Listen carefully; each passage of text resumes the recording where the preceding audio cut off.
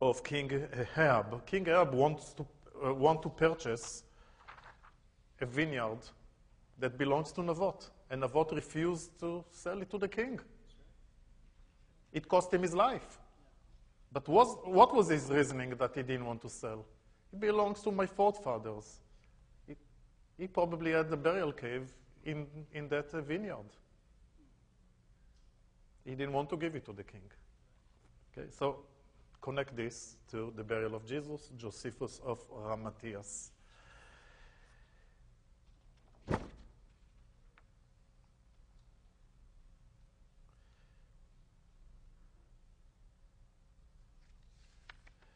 I want to give another example of an actual archaeological dig, which was done in the Jewish quarter in Jerusalem, which is on top of Jerusalem of the Second Temple period, Jesus' time. The city of Jerusalem of the Second Temple period, Jesus' time, was larger than today's old city. The wall today is a new wall. It was built between 1538 to 1541. This is new. Okay? I'm going to tell you about a wall that was built. It's mentioned in Isaiah 22:10. We call it the Wide Wall. It's there. You can see it. It was 24 feet tall. Isaiah tells about the construction of the wall and the need to break down some of the houses in order to lay out the new walls. There was a need to fortify the city because the Assyrians were coming. They already destroyed the kingdom of Israel. That was a division after King Solomon to Judea and Israel, the 10 tribes. And here is the quote from Isaiah. And you have numbered the houses of Jerusalem, and the houses have you broken down to fortify the wall. You go there, you see the wall, and you see some houses that were left outside, because probably at the time, more people moved into Jerusalem, survivors from the 10 tribes. And the wall was built on top of some. Many were included, many were left outside. You go, you see it. It's really amazing what is there, and this is what we find in archaeology.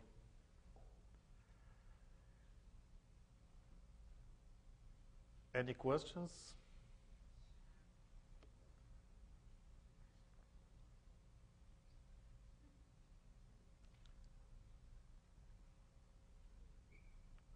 So our point here is the Bible. And the Bible is authentic because we found the Dead Sea Scrolls. Maybe a few more words about the Dead Sea Scrolls. I just told you about the Bible. There are altogether about 1,000 scrolls. Why they survived? The reason that they survived is dryness. The humidity around the Dead Sea is 10 to 15%. It's very dry. That's why they survived. That's the only reason. But there were other scrolls. Not all the scrolls were the Bible.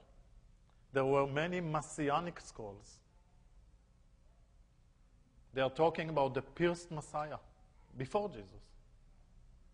They're talking about the wicked priest. Is that Caiaphas, the priest who arrested him? We don't know. We don't have a name. They're talking about the Messiah from the house of David.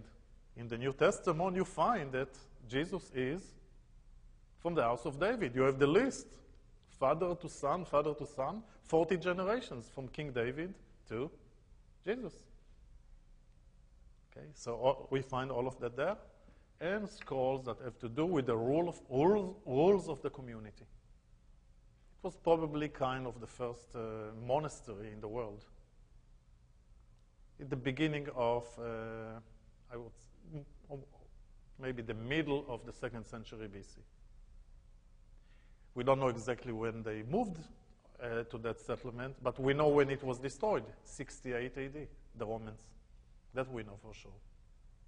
Some of their scrolls were found on Masada, which was a fortress built by King Herod for himself, and it was the last to fall to the hands of the Romans 3 years after the destruction of Jerusalem in 73. So probably survivors moved over there with those scrolls. There is something else that I would like to tell you, because always at the tours people ask me. You heard about the Good Samaritan. Who are the Samaritans? Who are these people? 8th century BC, the Assyrians took the land. They took the northern part. Jerusalem was spared, as Isaiah said. But the north was taken, and Samaria was the capital. It was taken in 720 BC. What the Samaritans did, they took the 10 tribes to exile, we don't know where, and they brought other nations to replace them. At the time, God was perceived as, or gods in general, as locals.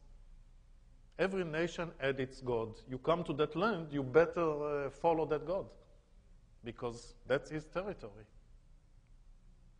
So the other nations, we don't know where they came from, believed in one God just like the Jews, the tribe of Judah. They were not recognized by the tribe of Judah, so they were on the sideline. There are still Samaritans living in Israel, about 5,000. They still celebrate, and this is very interesting, they still celebrate Passover exactly as in the Bible, when they sacrifice the lamb and so on. These are the Samaritans, amazing people. Just as it mentioned there. The 10 tribes, and this is really, I would say, a miracle. About 140 years ago, 2 British who were in Ethiopia, in the mountains, away from everything, they found a few villages, and the people there kept the Jewish tradition as it was 2,800 years ago. Amazing. They lived like anybody else. And they were called, their Amharite, that's their language there, Falashis, meaning strangers, foreigners. They are there for 2,800 years, they're still foreigners. Okay? Once they were discovered, they are the true Jews. They keep everything as it's mentioned in the Bible. Okay, where are they today? We brought them all to Israel. My last group before I left Israel was a group from Miramar, Burma. And these people said that their forefathers told them that they are from one of the lost 10 tribes. That's their tradition. They're Christians, but that's their tradition. And there are about 3 million in Burma, Thailand, and India. One of those people, those groups from India, they moved to Israel already in the early 50s. Okay, so it's really interesting that almost 3,000 years, and we still find remains of the 10 tribes all over the world. How they got there, nobody can answer. Okay, but it's really amazing what we have here. Anything else that I can? Yes, please. Commandments. The 10 Commandments? Yeah. Yes. Is that true that they found it? No, they were never found. If they were, okay, basically what you're asking me is, in the temple, the first, the second, the first was built by King Solomon, the second coming back from Babylon, okay, after 70 years after the exile. They went to exile 586 BC. That was Babylonians destroyed Jerusalem and the temple. And there is a belief that maybe the 10 Commandments, maybe the Ark and the menorah, the chandelier with the 7, maybe they were kept in one of the rooms, the inner room in the temple, which was called the Holy of the Holiest, into which only the high priest could go, only once a year. And even when he went in, they tied a rope to his belt so they can pull him out, because this is the house of God. This is the house of God, God only. Only the high priest, only once a year, on Yom Kippur, the Day of Anointment. Okay, so I cannot answer that. But that was the second edition. You know what happened to the first? When Moses came down the first time and he saw the people worshipping to the calf, so he had to come up with the second edition. It's all in the Bible. I'm not making up anything. Yes, please. I just wanted to ask about the books that aren't in the Bible, because like if you go through different versions of the Bible, there's either scriptures that were added or missing. Like, what's the authenticity of those books that aren't there, or the scriptures that are missing are not there? Okay. The Old and the New, they could not include everything. As to the Old, it was sealed in the 2nd century, and I would say there are few books that were not included. Some of them you'll find in the Dead Sea Scrolls, or the 2 books of the Maccabees, which tells us about the revolt against the Greeks between 168 to 164 BC. Took 4 years. Okay, those books are not included. Also, there are many books that are not included in the New Testament. Okay, and sometimes maybe better so, because there are all kinds of conflicts with let's say the tradition. Okay, we can. This is a subject for itself. I can talk all year. Okay, I'm sorry I make it as short as I can. But there was a point that you have to decide what is included and what is not, because I cannot come to you to the church or synagogue with a Bible like this. It's too heavy. Yes, please. So you're saying, is that pertinent to us to, that information is not included? Is that pertinent to us today? Or you say it's better for us not to have gotten that? Okay, what is important, what is not, it's not for me to decide. Okay, I would say it has to do with the denomination. Okay, if they want to add, they may. They may. Any more questions? If not, yes. There are Muslims who say that in the Bible somewhere it says that there is going to be a prophet coming who will. Thank you so much.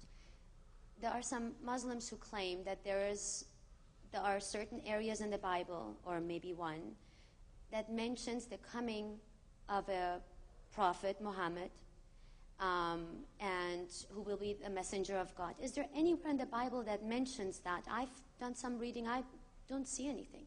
Not in my Bible. And since my Bible is the same as Jesus. God bless you. But I can tell you something. It's always good to go back, because they also related to Abraham. The Jewish-Christian tradition is that on top of Mount Moriah, which is exactly where the temple is, or was, what happened there? The sacrifice of Isaac. That's what we believe, Judeo-Christian. According to Islam, it's not Isaac. That was Ishmael. Okay, so here you go. But they are also related to Abraham. By the way, talking about Abraham, in Genesis, I'm quoting from the Bible, since I mentioned Isaac and Ishmael, when Ishmael was born, Sarah told Abraham, I don't want this child, get rid of the mother, Hagar, I don't want them here. And Abraham said, how can I do that? He's my son too. And God said to Abraham, do as your wife says. I never told my wife. Okay? So you can quote this. It's in the Bible. Yes?